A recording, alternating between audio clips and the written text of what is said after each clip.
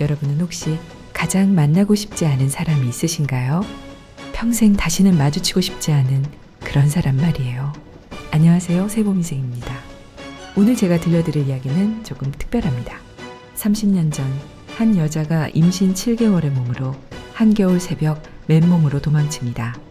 남편의 주먹과 발길질을 피해서요. 그 여자는 살아남았습니다. 혼자서 아이를 키우고 맨손으로 식당을 일구고 성공했죠.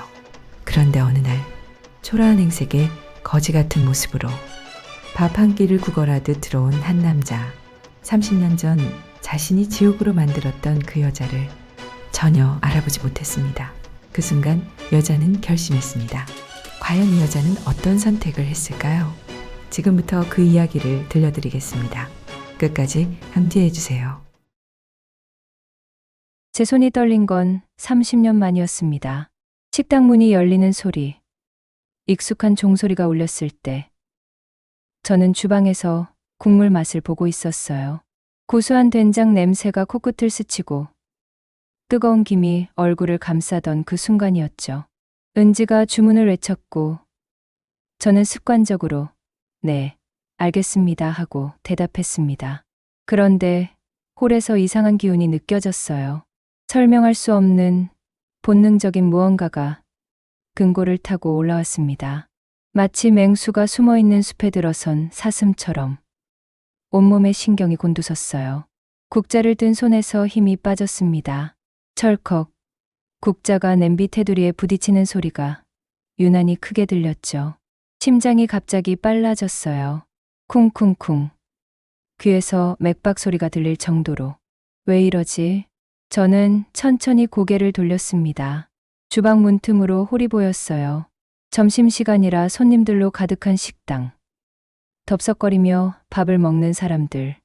수다를 떠는 아주머니들. 휴대폰을 보는 직장인들. 그리고 그 사람. 창가 자리에 앉은 남자. 흰머리가 성성한, 허리가 굽은, 낡은 점퍼를 입은 노인. 순간 세상이 멈춘 것 같았습니다. 손에 든 국자가 바닥으로 떨어졌어요. 쨍그랑. 시끄러운 소리였는데 제 귀에는 아무것도 들리지 않았습니다. 그저 심장 소리만 요란하게 울릴 뿐이었죠.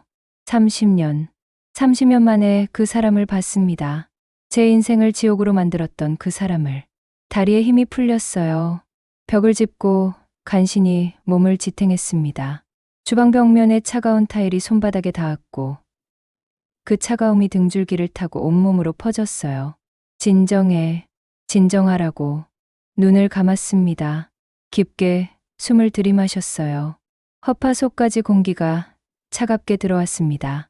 하지만 심장은 진정되지 않았어요. 오히려 더 빨라졌습니다. 뇌리의 과거가 스쳐 지나갔어요. 30년 전 겨울, 28의 저는 임신 7개월이었습니다. 그가 불러와 걸을 때마다 허리가 아팠고 밤이면 아이가 뱃속에서 발차기를 했죠. 그럴 때마다 저는 배를 쓰다듬으며 미소 지었어요. 우리 아기, 건강하게만 나와줘. 엄마가 잘 키울게. 그날도 저녁을 준비하고 있었습니다. 좁은 원룸 부엌에서 된장찌개를 끓이고 고등어를 구우며 시계를 자꾸만 확인했어요. 남편이 들어올 시간이었거든요. 8시, 9시, 10시.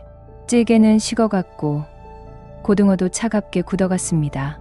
저는 계속 기다렸어요. 불안한 마음으로. 오늘은 제발 술을 안 마셨으면, 제발 맨정신으로 들어왔으면 좋겠어. 하지만 기도는 통하지 않았습니다. 11시가 넘어서 현관문이 벌컥 열렸어요. 쿵쿵쿵. 비틀거리며 들어온 남편의 얼굴은 붉게 상기되어 있었고 입에서는 독한 술 냄새가 풍겼습니다. 여보, 밥 차려놨어요. 데울게요. 야, 됐어. 남편이 식탁을 보더니 얼굴을 찌푸렸어요. 이게 뭐야? 다 식었잖아. 이제 찬밥 신세 취급이냐? 너 날 무시해? 아니에요. 무시라니요. 미안해요. 금방 데울게요. 조금만 기다리세요. 저는 서둘러 찌개를 가스레인지에 올렸습니다. 배가 불러 몸을 숙이기가 힘들었지만 최대한 빨리 움직였어요. 손이 떨려서 냄비가 흔들렸습니다. 이런 거 하나도 못하면서 집에서 뭘 하는 거야. 에이씨. 뒤에서 남편의 고함이 터졌습니다. 깜짝 놀라 돌아봤을 때 그의 손이 식탁 위에 접시를 집어 들었어요. 여보, 진정해요. 쨍그랑 접시가 벽에 부딪혔습니다. 떼진 파편이 사방으로 튀었고 국물이 벽지를 타고 흘러내렸어요. 저는 본능적으로 배를 감싸 안았습니다. 당신이 몇 시에 들어왔는데 조금만 빨리 들어왔으면. 그러나 말을 끝까지 하기도 전에 뺨따귀가 날아왔습니다. 짝! 얼굴 한쪽이 화끈거렸고 귀에서 윙하는 소리가 났어요. 세상이 한쪽으로 기울었습니다. 비틀거리다 벽에 부딪혔고 그 충격에 뒤통수가 벽에 쿵 하고 부딪혔죠. 인연이 어디서 감히 말대꾸를 해? 아직 정신을 못 차렸구만. 어디 오늘 혼 좀 나볼래? 또 한 대가 날아왔습니다. 이번엔 반대쪽 뺨이었어요. 입안에서 철맛이 났고 따뜻한 무언가가 입술을 타고 흘러내렸습니다. 제발 아기가 때리지 마세요. 시끄러. 닥쳐. 이리 와. 너 오늘 죽었어. 발길질이 시작됐습니다. 허리에, 다리에, 등에. 저는 바닥에 쓰러져 웅크렸어요. 양손으로 배를 감싸고 몸을 최대한 작게 만들었습니다.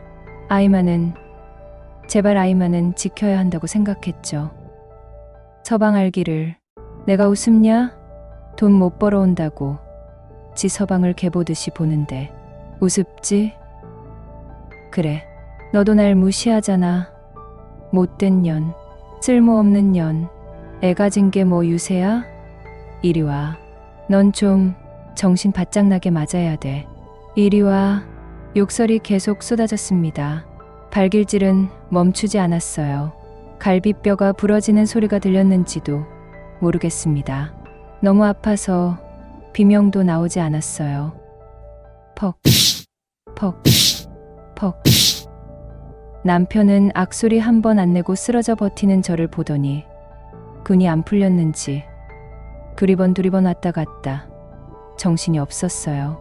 급기야 방구석에 있던 의자 하나를 집어 저한테 집어 던졌어요. 저는 맞지 않으려고 최대한 쓰러진 채로 몸을 피하려 했지만 순식간에 날아오는 건 도저히 피하기가 어려웠어요. 이렇게 술만 먹으면 남편은 매일 저를 지근지근 밟고 때리고 욕하는 일상이 반복되었습니다. 얼마나 지났을까요? 남편이 침실로 들어갔습니다. 문이 쾅 닫히는 소리가 들렸고 곧 코 고는 소리가 들려왔어요.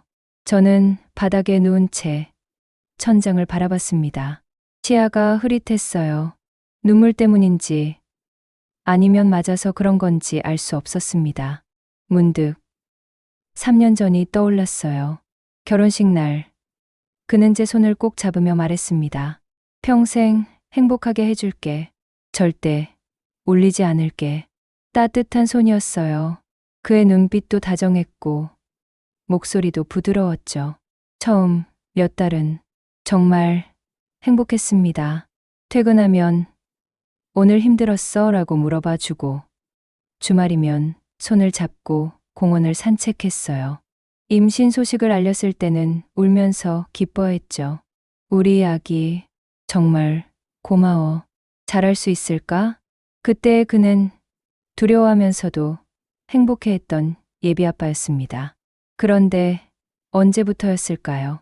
술을 마시기 시작한 건, 화를 내기 시작한 건, 손을 들기 시작한 건 언제부터였지? 왜 견했을까? 죽고 싶다. 그런 생각이 들었어요. 하지만 동시에 뱃속에서 아이가 움직였습니다. 작은 발길질, 살아있다는 신호. 그 순간 저는 깨달았어요. 죽으면 안 돼. 이 아이를 지켜야 해. 그날 밤 남편이 깊이 잠든 새벽 4시 저는 조용히 일어났습니다. 온몸이 쑤셨어요. 갈비뼈 부근이 특히 심했습니다. 숨을 쉴 때마다 날카로운 통증이 찔러왔어요. 옆구리를 손으로 눌렀더니 손바닥에 뜨거운 열기가 느껴졌습니다. 멍이 들었거나 아니면 더 심한 것일 수도 있었죠. 하지만 움직여야 했습니다. 침대에서 일어날 때 스프링이 삐걱 소리를 냈어요. 심장이 멎는 줄 알았습니다. 침실 쪽을 돌아봤어요. 문틈으로 남편의 코 고는 소리가 들렸습니다. 규칙적인 숨소리. 아직 자고 있었어요. 한 발, 한 발, 조심스럽게 움직였습니다. 장롱 문을 열었어요. 아주 천천히, 밀리미터 단위로. 금속 경첩이 빠득 소리를 낼까봐 숨을 참았습니다. 옷 몇 벌을 꺼냈어요. 두꺼운 옷은 부피가 커서 안 됐습니다. 얇은 옷 서너 벌만. 손이 떨려서 옷걸이가 부딪혔어요. 찰그랑. 작은 소리였는데 천둥처럼 크게 들렸습니다. 코 고는 소리가 잠시 멈췄어요. 숨이 멎었습니다. 5초, 10초, 15초. 다시 코 고는 소리가 들렸습니다. 휴. 아직 자고 있어요. 화장대 서랍을 열었습니다. 통장, 도장, 신분증, 비상금으로 모아둔 돈 30만 원. 전부 가방에 넣었어요. 현관으로 가는 게 가장 힘들었어요. 거실 바닥은 원목이었습니다. 삐걱거리는 소리가 날 수 있었어요. 발끝으로만 걸었습니다. 배가 불러 균형을 잡기 힘들었지만 벽을 짚으며 조금씩 움직였어요. 5m가 50m처럼 느껴졌습니다. 현관에 도착했어요. 신발을 신었습니다. 운동화 끈을 묶을 때 바스락거리는 소리, 숨소리조차 크게 느껴졌어요. 문고리에 손을 얹었습니다. 차가운 금속이 손바닥에 닿았어요. 손에 땀이 나서 미끄러웠습니다. 천천히, 아주 천천히 돌렸습니다. 찰칵, 잠금 장치가 풀리는 소리가 났어요. 그 순간 침실에서 뒤척이는 소리가 들렸습니다. 온몸이 얼어붙었어요. 제발, 제발. 코 고는 소리 다시 규칙적으로 들렸습니다. 문을 열었어요. 문이 열리며 삐익 소리가 났습니다.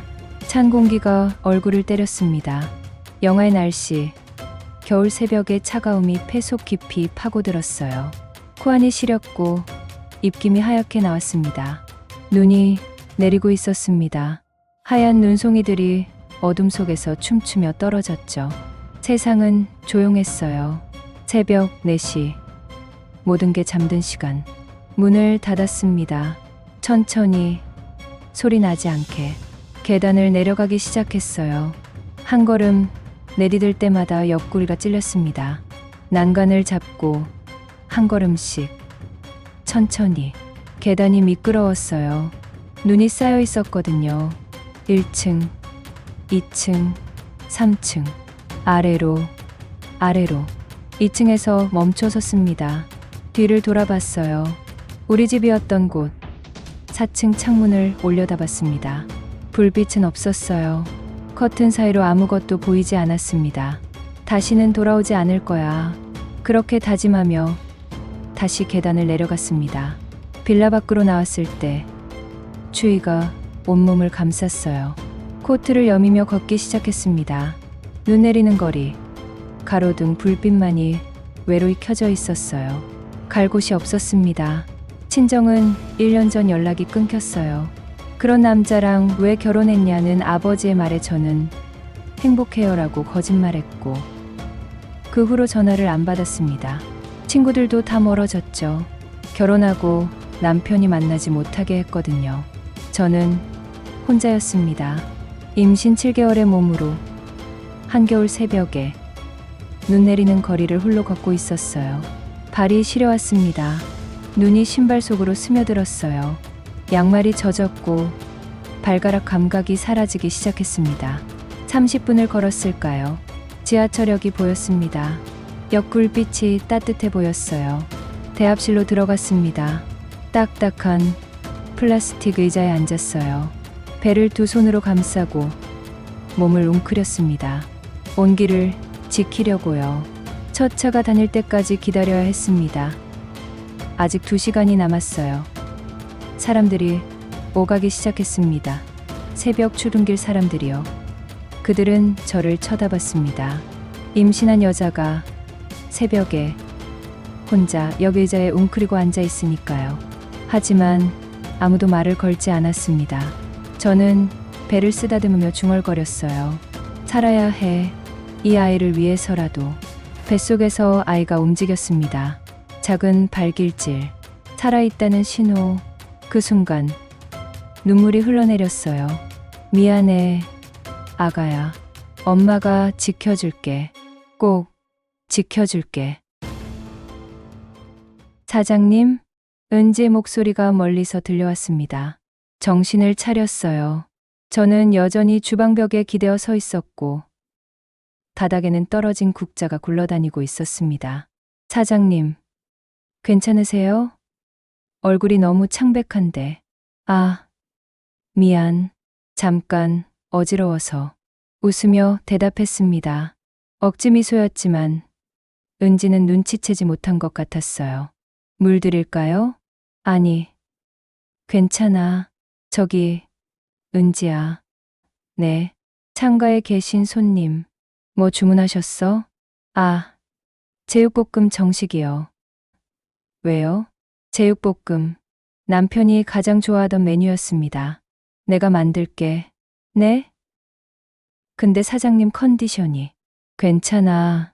은지를 밀어내고 가스레인지 앞에 섰습니다. 손은 여전히 떨렸지만 이를 악물고 주먹을 쥐었어요. 손톱이 손바닥을 파고들었습니다. 아팠지만 그 통증이 오히려 정신을 맑게 해줬죠. 고기를 꺼내 썰기 시작했습니다. 칼날이 도마 위에서 규칙적으로 움직였어요. 툭, 툭, 툭. 리드미컬한 소리가 주방에 울려 퍼졌습니다. 고기를 썰면서 저는 생각했어요. 30년이 지났는데도 나를 못 알아보네. 당연한 일이었습니다. 30년 전에 저는 28의 젊은 아내였어요. 지금의 저는 58의 식당 주인입니다. 머리는 반백이 되었고 얼굴에는 세월의 주름이 깊게 패였죠. 손은 거칠어졌고 허리는 구부정해졌습니다. 반대로 그 사람도 많이 변했어요. 예전에는 건장한 체격이었는데 지금은 말라비틀어진 노인이 되어 있었습니다. 어깨는 축 처졌고 얼굴은 핏기가 없었어요. 옷차림도 초라했습니다. 망했구나. 직감적으로 알았어요. 고기를 양념에 버무렸습니다. 고춧가루, 간장, 설탕, 다진 마늘.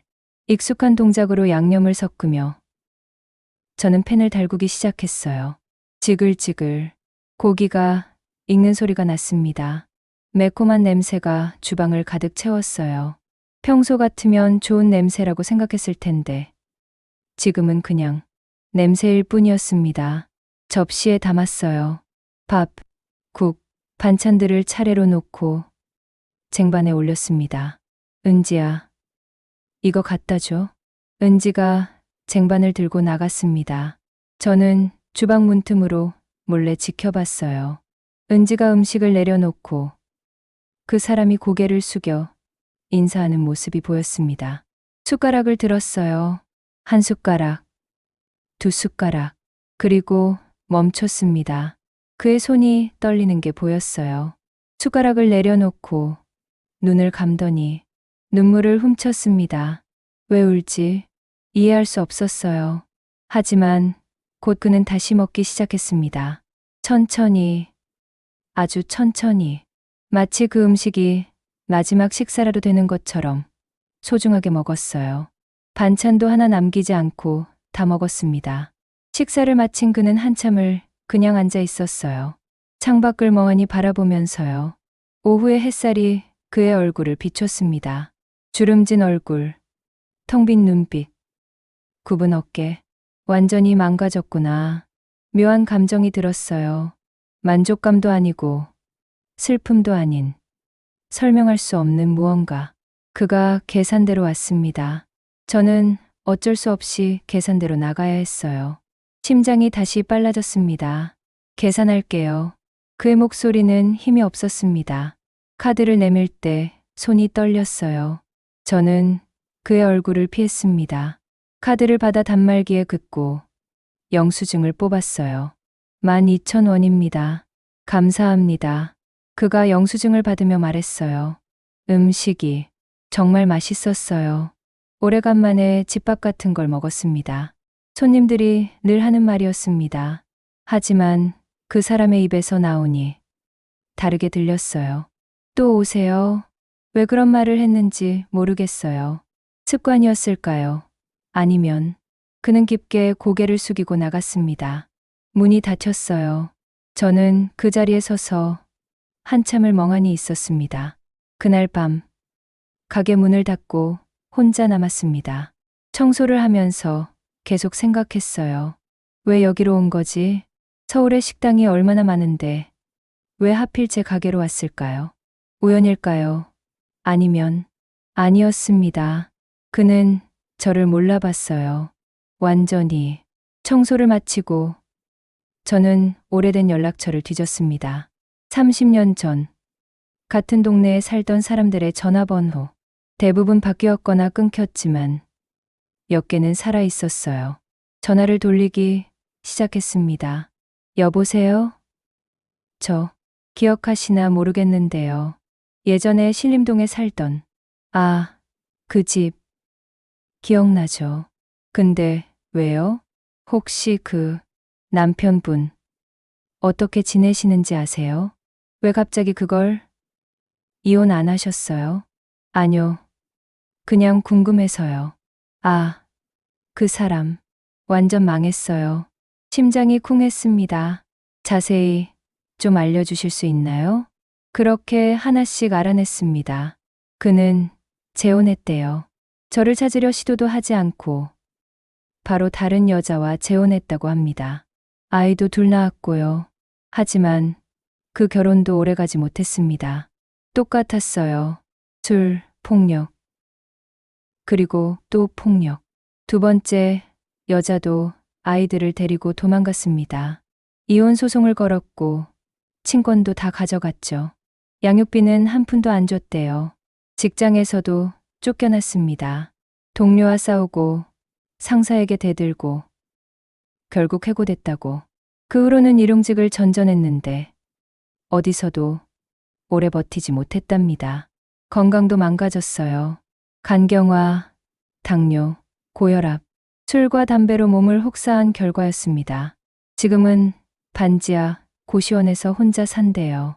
돈도 없고 건강도 안 좋고 하루에 한 끼도 제대로 못 먹는다던데 가끔 무료 급식소 가는 거 봤어요. 그래요. 근데 진짜 왜 물어보세요? 혹시 다시? 아니에요.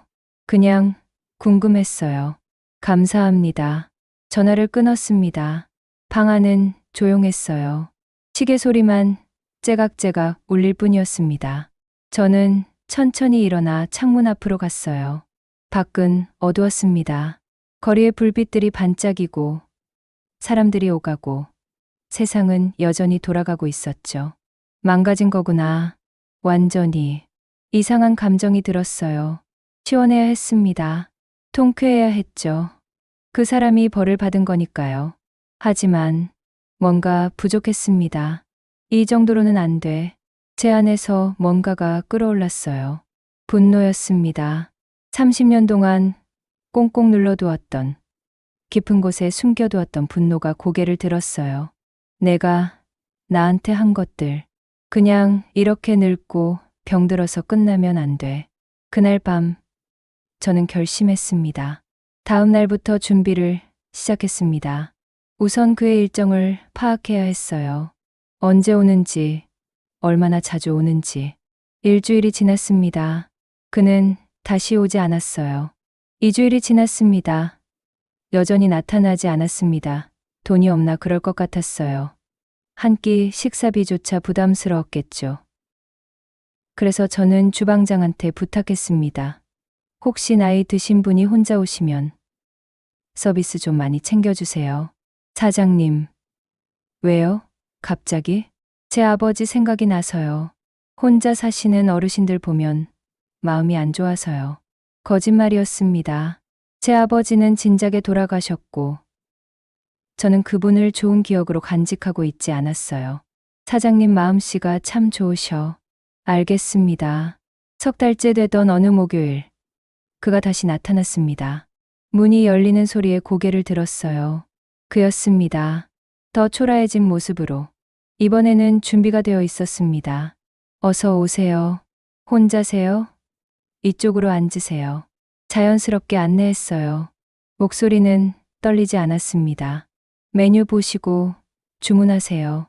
그는 한참을 메뉴판을 들여다봤어요. 가격을 확인하는 게 보였습니다. 된장찌개 주세요. 가장 싼 메뉴였어요. 네. 금방 나갑니다. 주방으로 돌아와 찌개를 끓이기 시작했습니다. 평소처럼요. 하지만 이번에는 달랐어요. 손이 조미료통으로 갔습니다. 소금, MSG, 설탕, 평소보다 2배로 넣었어요. 당뇨가 있는 사람에게 과도한 염분과 당분은 독과 같습니다. 당장 죽지는 않아요. 하지만 서서히, 아주 서서히 몸을 망가뜨리죠. 찌개를 내갔습니다. 맛있게 드세요.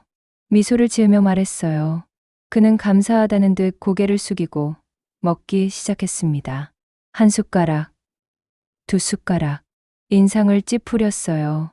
짜다는 표정이었습니다. 하지만 물을 마시며 계속 먹었어요.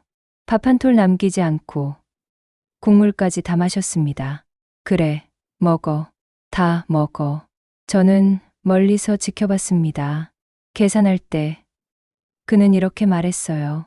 음식이 조금 짰는데 그래도 맛있었어요. 아, 죄송해요. 다음엔 더 신경 쓰겠습니다. 사과했지만 속으로는 웃고 있었어요.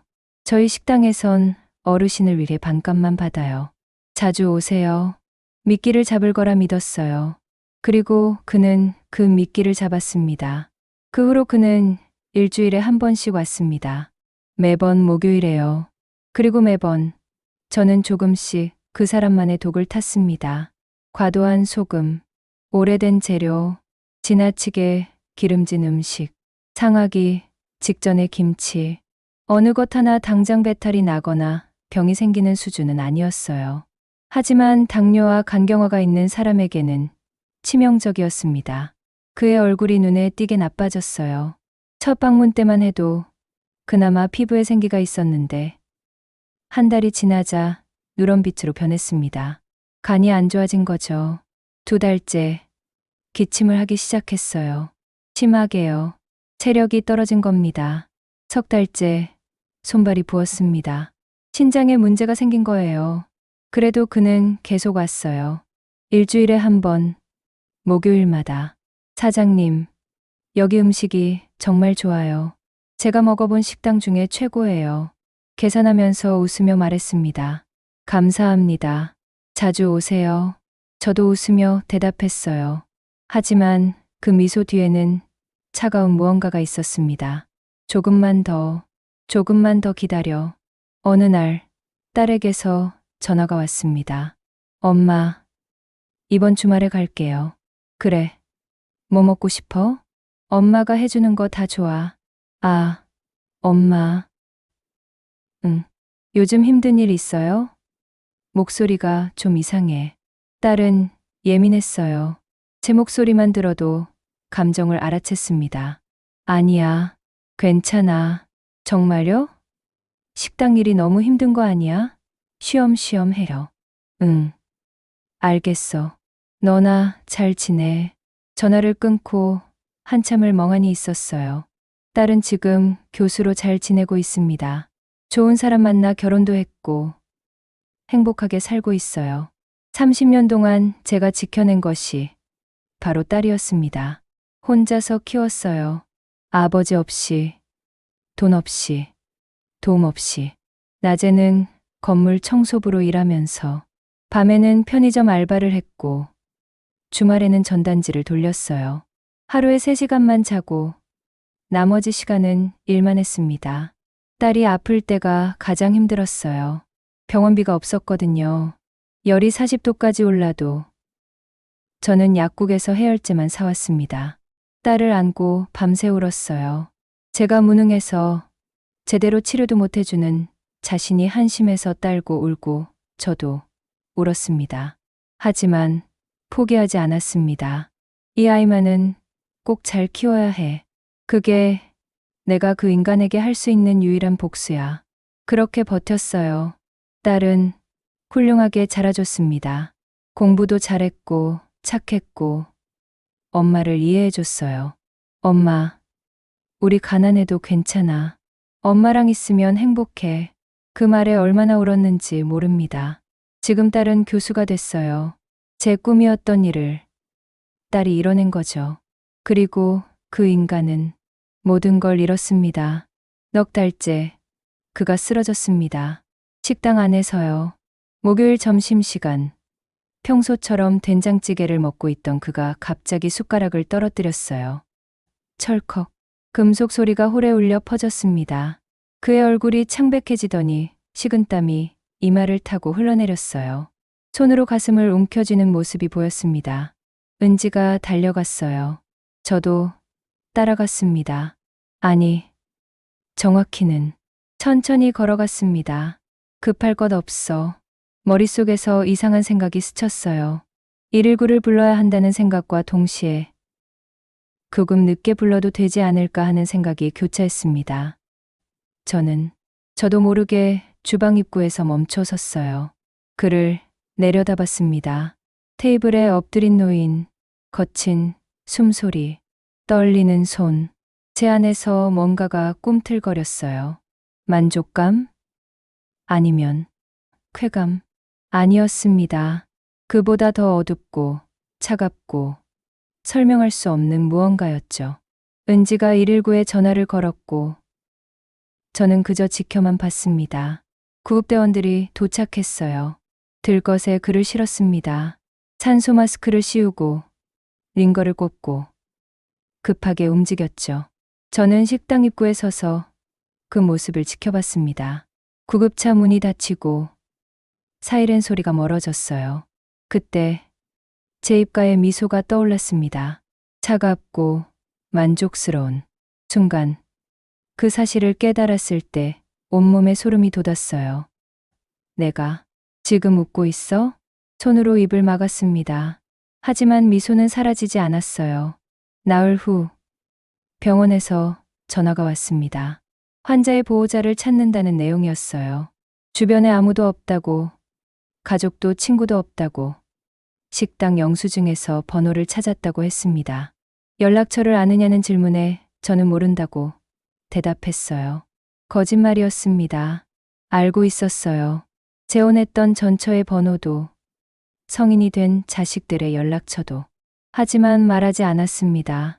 전화를 끊고 저는 한참을 핸드폰을 들여다봤어요. 화면에 비친 채 얼굴이 낯설었습니다. 나, 이런 사람이었나? 그날 밤, 잠을 이룰 수 없었습니다. 침대에 누워 천장을 바라봤어요. 어둠 속에서 천장의 무늬가 마치 무언가의 형상처럼 보였습니다. 그의 얼굴이 떠올랐어요. 쓰러지기 직전, 고통스러워하던 표정, 그리고 제 안에서 느껴졌던 그 감정, 만족감, 아니, 그보다 더한 것, 기열, 가슴이 답답해졌습니다. 숨쉬기가 힘들었어요. 뭔가가 목을 조르는 것 같았습니다. 일어나 거실로 나갔어요. 물을 마셨습니다. 차가운 물이 목구멍을 타고 내려갔지만 답답함은 사라지지 않았어요. 거울을 봤습니다. 거기 비친 여자는 누구일까요? 50의 식당 주인, 혼자 딸을 키운 강인한 어머니? 아니면 복수에 미친 괴물? 이게 맞는 걸까? 질문이 머릿속을 맴돌았어요. 양심이 찔렸을까요? 아니었습니다. 후회했을까요? 그것도 아니었어요. 다만 뭔가 부족했습니다. 이렇게 혼자 병원에서 죽으면 그걸로 끝? 그게 싫었어요. 너무 쉬운 마무리였습니다. 너무 조용한 종말이었죠.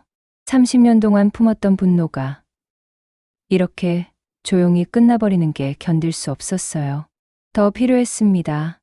뭔가 더. 제 안의 어두운 부분이 속삭였어요. 가서 봐. 고통받는 모습을 직접 봐. 그리고 정체를 밝혀.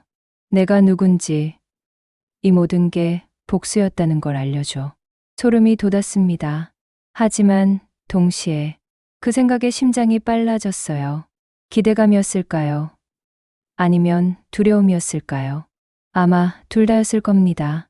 저는 그날 밤 새벽까지 잠들지 못했어요. 머릿속으로 시나리오를 그렸습니다. 병원에 가는 장면, 그와 마주하는 순간, 정체를 밝히는 그 순간을 상상할 때마다 가슴이 두근거렸어요. 이상했습니다.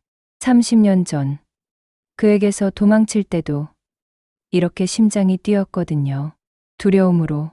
하지만 지금은 다른 이유로 뛰고 있었습니다. 기대감으로.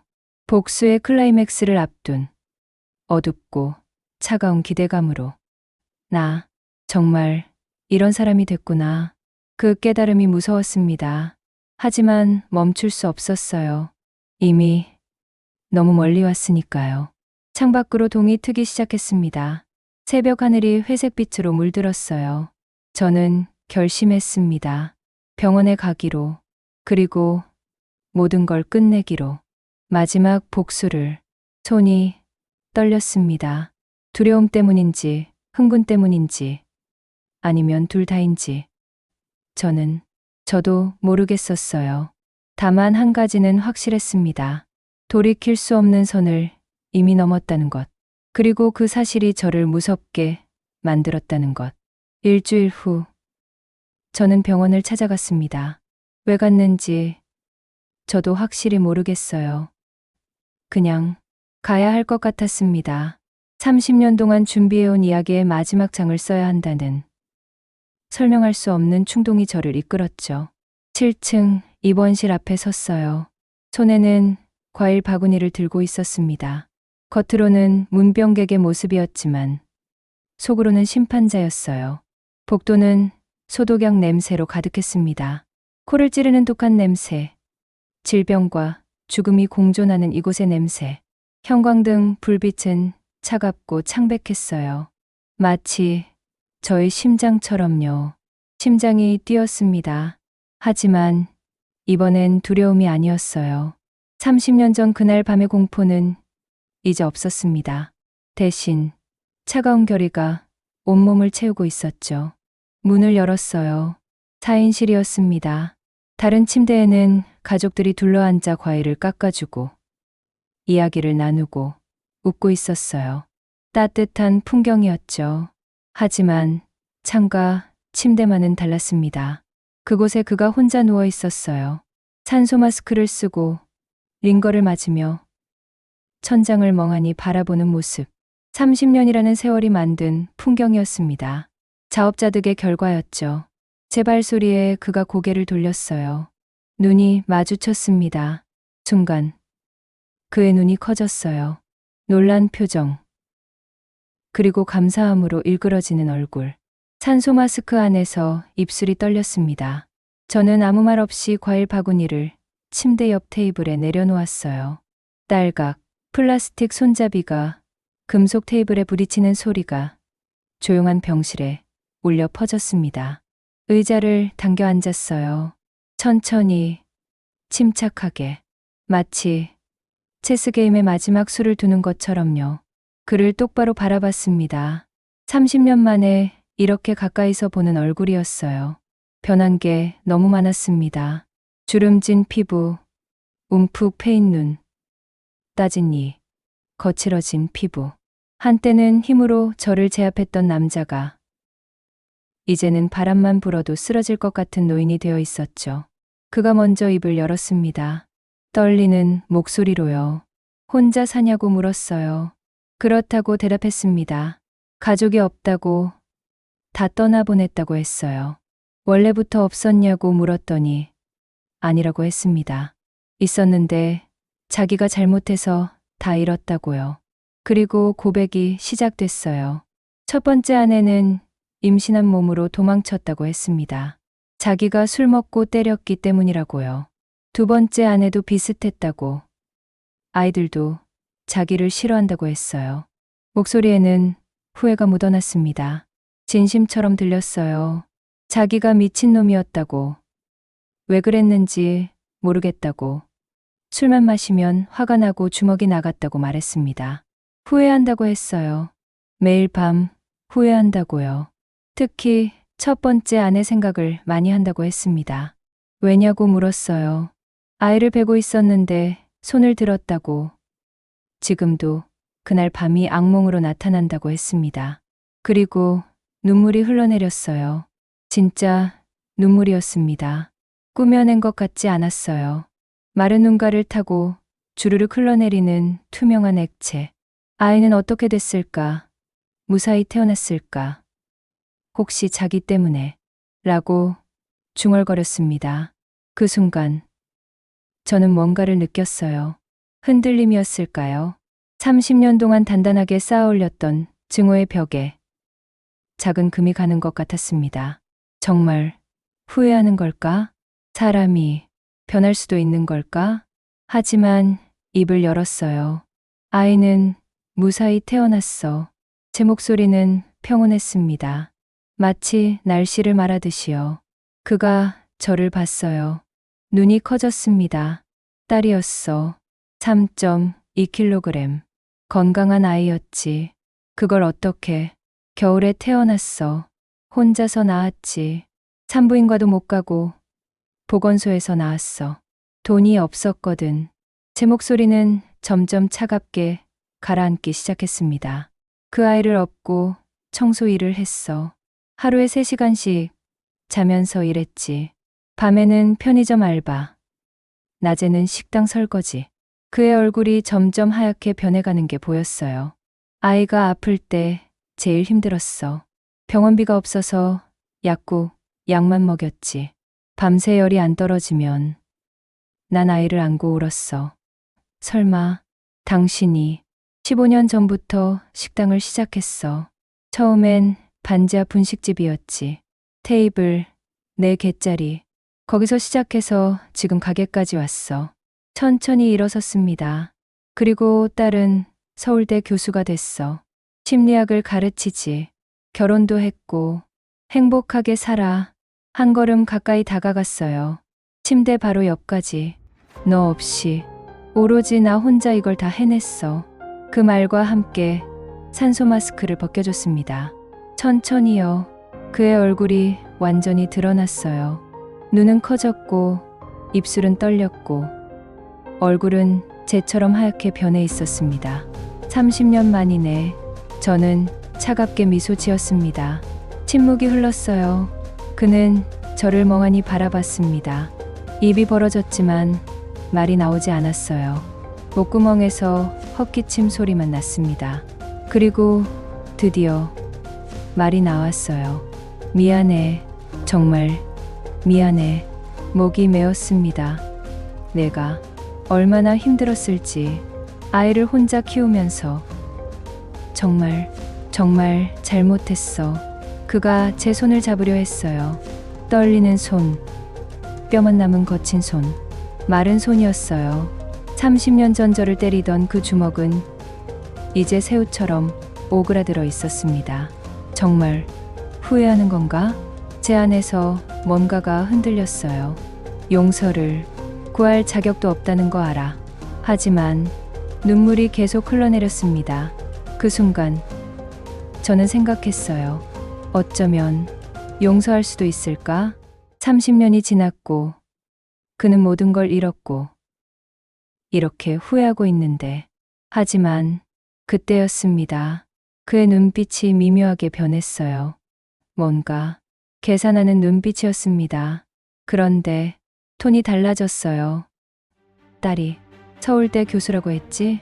심장이 철렁했습니다. 교수면 돈을 꽤 벌겠네. 세상이 멈췄습니다. 아니, 그게 교수 연봉이 얼마야? 한 억은 되지. 제 손을 놓지 않았어요. 오히려 더 세게 잡았습니다. 야, 나 좀 도와줄 수 있어? 온몸이 얼어붙었습니다. 병원비도 없어. 내가 무슨 돈이 있겠어. 보험도 없고 눈물은 여전히 흐르고 있었어요. 하지만 눈빛은 완전히 달랐습니다. 계산하는 눈빛, 욕심으로 빛나는 눈빛. 딸한테 부탁 좀 해줄 수 있어. 그냥 병원비만이라도. 저는 그 손을 뿌리쳤습니다. 손바닥이 화끈거렸어요. 더러운 걸 만진 것 같았습니다. 내가 아버지잖아. 낳아준 은혜도 있고 그렇게 잘 됐으면 좀 도와줘야 하는 거 아니야? 지금 뭐라고 한 거야?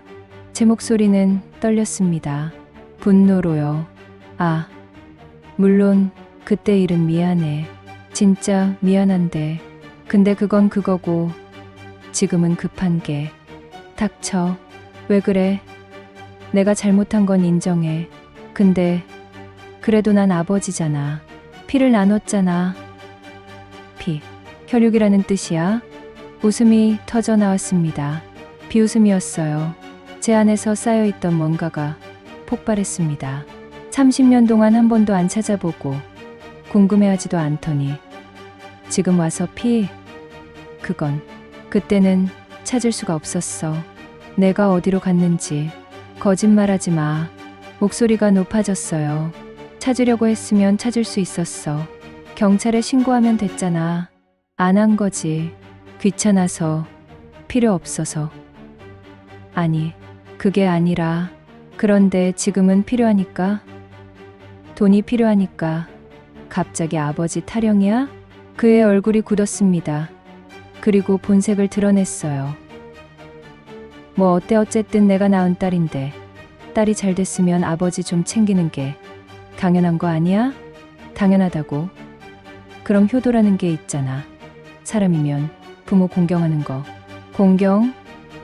이런 버러지만도 못한 늙은이 같으니라고. 제 주먹이 떨렸어요.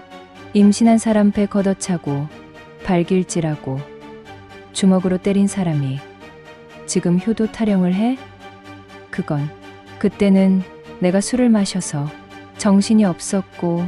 변명하지 마. 변명이 아니라 사실이야. 나도 힘들었어 그때. 회사에서 스트레스 받고 돈도 안 벌리고.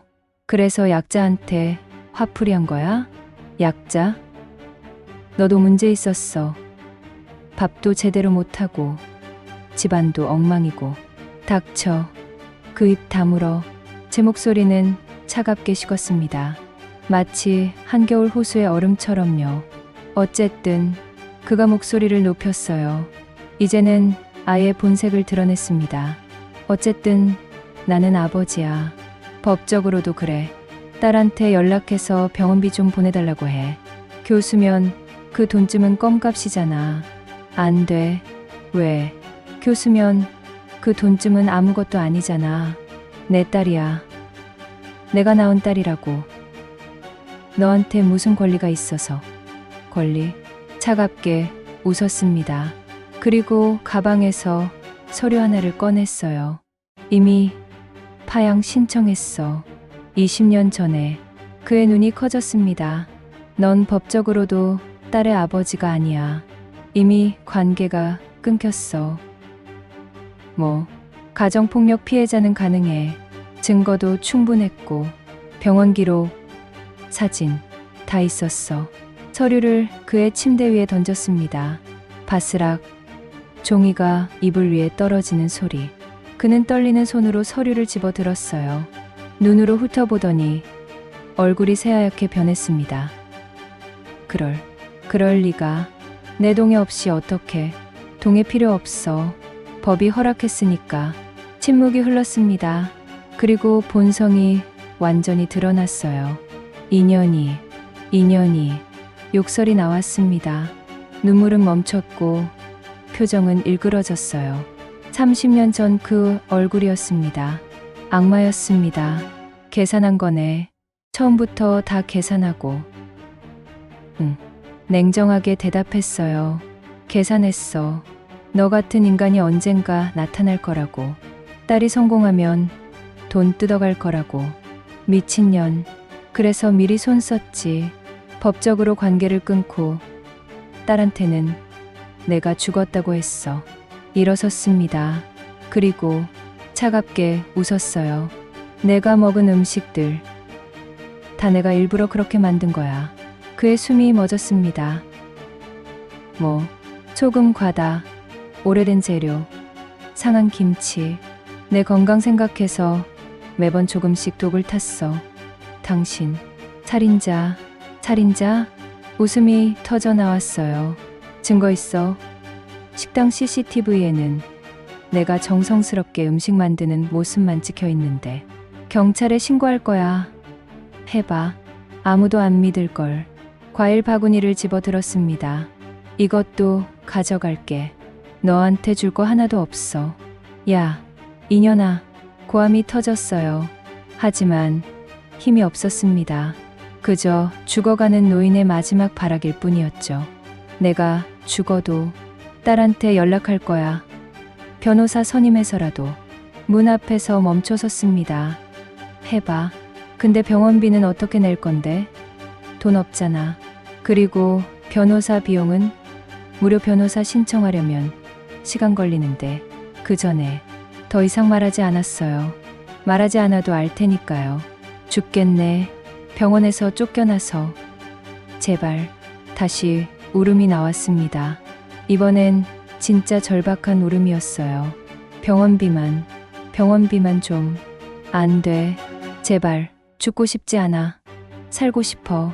그 순간 제 안에서 뭔가가 터졌습니다. 30년 전 나도 그렇게 말했어. 목소리는 차가웠어요. 얼음보다 차가운. 제발 그만해. 아기가 있어. 죽고 싶지 않아. 그렇게 말했지. 들어줬어? 안 들어줬지. 오히려 더 때렸잖아. 뒤돌아서서 걸었습니다. 야, 이년아. 너도 나처럼 될 거야. 고함이 들렸어요. 복수하는 년들은 다 똑같아. 결국 혼자 늙어서 외롭게 죽어.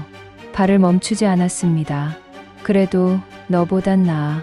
뒤돌아보지 않고 말했어요. 적어도 난 사랑하는 딸이 있거든. 문을 닫았습니다. 쾅. 그 소리와 함께 30년의 이야기가 끝났습니다. 복도로 나왔어요. 다리가 후들거렸습니다. 벽에 기대어 섰어요. 심장이 미친 듯이 뛰었습니다. 가슴이 이상했어요. 처음에는 흔들렸었습니다. 그가 오는 모습을 보면서 혹시 진심으로 후회하는 건 아닐까 생각했죠. 하지만 결국 돈. 원한 건 그것뿐이었어요. 후회도 반성도 사과도 아닌 그냥 돈. 눈물도 거짓이었습니다. 딸을 걱정한 것도 과거를 후회한 것도 다 거짓이었어요. 진짜는 오직 하나. 자기 살겠다는 것. 돈이 필요하다는 것. 웃음이 나왔습니다. 사람은 변하지 않아. 30년 전에도 그는 자기밖에 몰랐어요. 30년 후에도 마찬가지였습니다. 그래서 저는 후회하지 않았습니다. 단 1초도요. 엘리베이터를 탔습니다. 거울에 비친 채 얼굴을 봤어요. 차갑고 단호하고 후회 없는 표정. 하지만 동시에 해방된 표정이었습니다. 끝났어.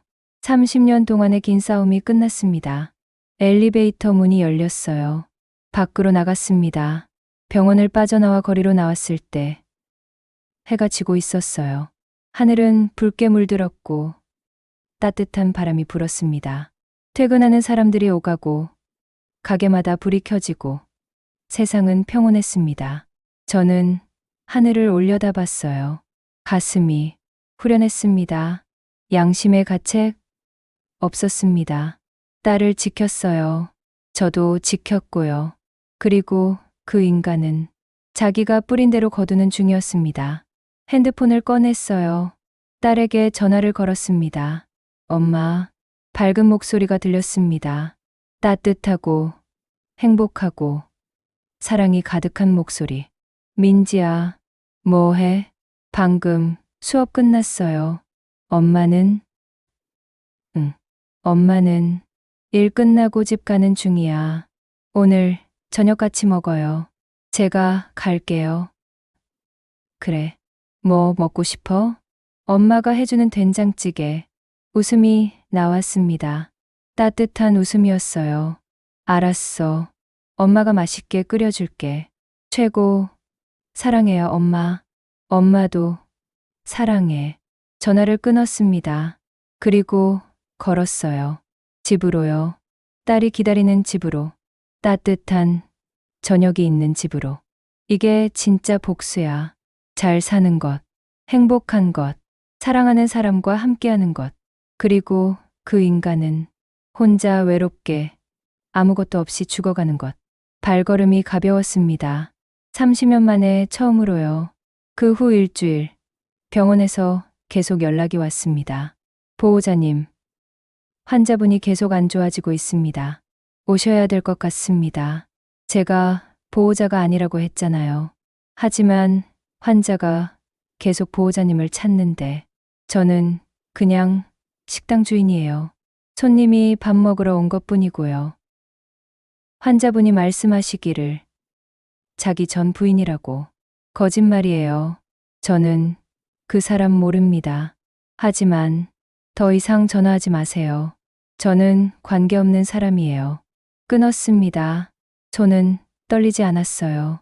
이틀 후 딸에게서 전화가 왔습니다. 엄마, 나 이상한 전화 받았어. 심장이 철렁했어요. 무슨, 어떤 할아버지가, 자기가 내 아버지래. 병원에서 전화했어. 죽기 전에 딸을 한 번만 보고 싶대. 엄마, 이게 무슨 소리야? 아빠는 돌아가신 거 아니었어? 한참을 말을 잇지 못했어요. 민지야, 응. 엄마, 그 사람 만나지 마. 엄마, 절대로 만나지 마. 약속해. 엄마, 무슨 일이야? 목소리가. 민지야, 엄마가 다 얘기해 줄게. 그날 밤, 딸에게 모든 걸 말했습니다. 30년 전의 일을, 도망쳤던 일을, 혼자 키운 일을, 그리고 복수한 일까지도. 딸은 한참을 침묵했어요. 그러더니 조용히 말했습니다. 엄마, 고생 많으셨어요. 그리고 엄마, 저 절대 안 가요. 그 사람은 제 아버지가 아니에요. 민지야, 엄마가 저한테는 엄마이자 아버지였어요. 엄마 혼자서 다 하셨잖아요. 눈물이 흘러내렸습니다. 그리고 엄마, 응, 잘하셨어요. 뭐, 복수하신 거, 잘하셨어요. 그게 당연한 거예요. 민지야, 그런 사람은 벌 받아야 해요. 엄마가 그렇게 해주신 거잖아요. 전화를 끊고 저는 한참을 울었습니다. 그로부터 사흘 후 병원에서 전화가 왔습니다. 새벽 2시였어요. 핸드폰이 윙윙 울렸습니다. 어둠 속에서 화면 빛이 유난히 밝게 느껴졌죠. 환자분이 위독합니다. 저는 이불 속에 누운 채 천장을 바라봤어요. 어둠 속에서 희미하게 보이는 천장의 문이 안 갑니다. 목소리는 평온했습니다. 하지만 환자분이 계속 부르고 계십니다. 보호자님과 따님을 혼자 보내세요. 저는 관계없는 사람이에요. 그래도 끊었습니다. 핸드폰을 내려놓고 다시 눈을 감았어요. 심장은 고요했습니다. 죄책감도 후회도 아무것도 느껴지지 않았어요. 그냥 텅 비어 있었습니다. 그날 밤 11시 또 전화가 왔습니다. 이번엔 다른 간호사였어요. 환자분이 돌아가셨습니다. 침묵이 흘렀어요. 저는 거실 소파에 앉아 있었습니다. TV는 켜져 있었지만 소리는 들리지 않았어요. 그저 화면의 빛만이 어두운 거실을 희미하게 밝히고 있었죠. 어떻게 돌아가셨나요? 왜 울었는지 모르겠어요.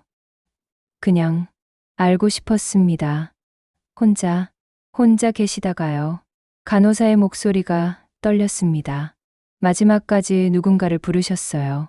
이름을 민지라고 계속 부르시더니 가슴이 철렁했습니다. 그리고 용서해달라고, 미안하다고. 계속 중얼거리시다가 숨을 거두셨습니다. 눈도 못 감은 채로. 그만하세요. 더 이상 듣고 싶지 않아요. 저, 유품, 정리와 장례 절차가 있는데요. 저는 관계없는 사람이에요.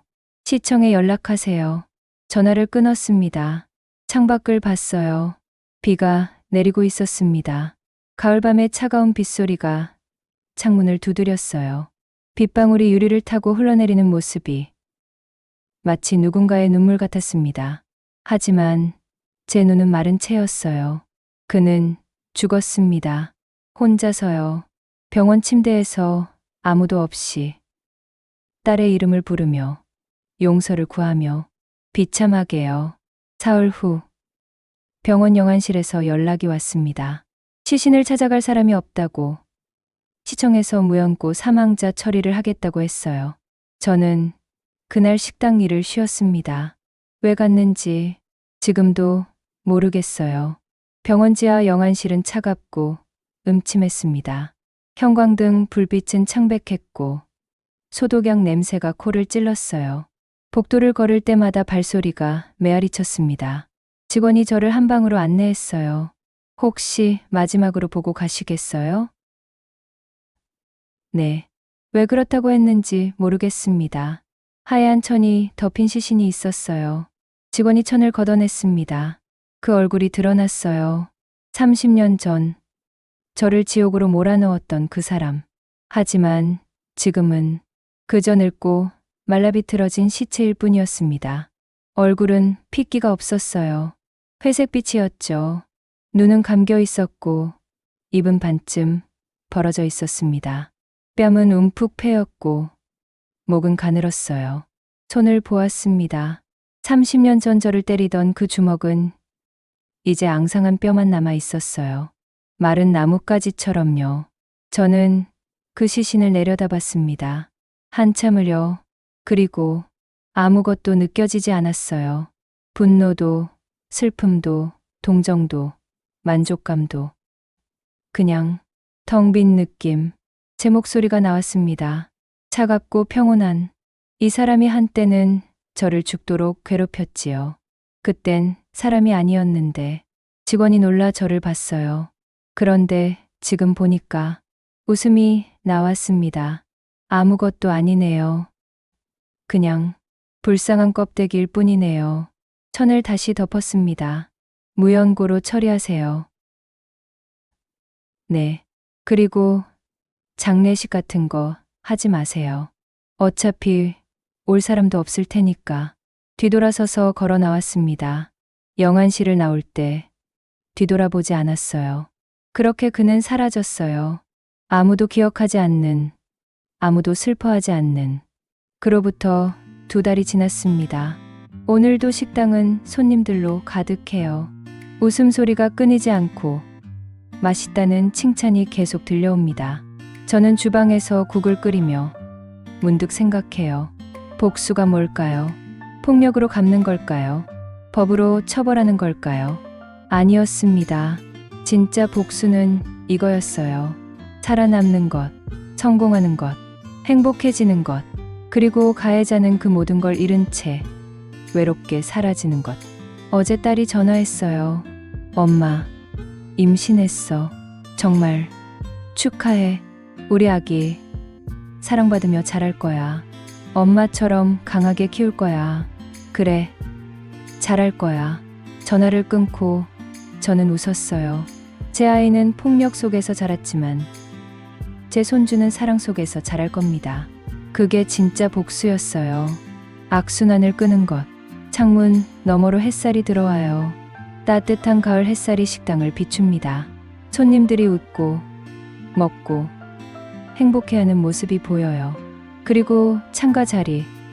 예전에 그 사람이 앉았던 자리에는 젊은 커플이 앉아 있습니다. 서로를 바라보며 미소 짓고 다정하게 대화를 나누고 있어요. 저는 그 모습을 보며 생각해요. 이게 내가 지킨 세상이야. 폭력이 아닌 사랑이 있는 세상. 두려움이 아닌 행복이 있는 곳. 그리고 저는 여기 있습니다. 승자로서. 여러분 중에도 혹시 힘든 시간을 보내시는 분이 계신가요? 폭력에, 억압에, 불행에 갇혀 계신가요? 저는 말하고 싶어요. 도망치세요. 살아남으세요. 그리고 성공하세요. 그게 최고의 복수입니다. 30년이 걸렸지만 저는 해냈어요. 여러분도 할 수 있습니다. 포기하지 마세요. 여러분의 이야기도 언젠가는 승리로 끝날 겁니다.